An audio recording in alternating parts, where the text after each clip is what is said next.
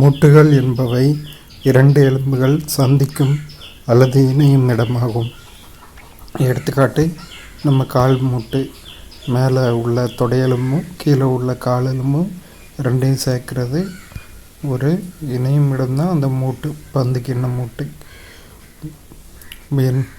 எலும்பிணைப்பு இழைகள் என்பவை இணைப்பு திசுக்களின் கடினமான குறுகிய பட்டைகளாகும்.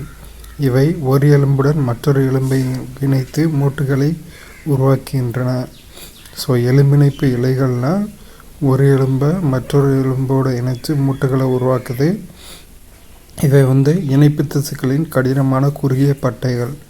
தசை நாண்கள் டெண்டான்கள் என்பவை மேல் திசுக்களால் ஆனவை. அவை மூட்டுகளின் செயல்பாட்டில் முக்கிய பங்கு வகிக்கின்றன.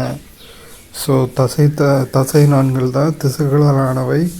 மூட்டுகளோட செயல்பாட்டில் இவை முக்கிய பங்கு வகிக்குது.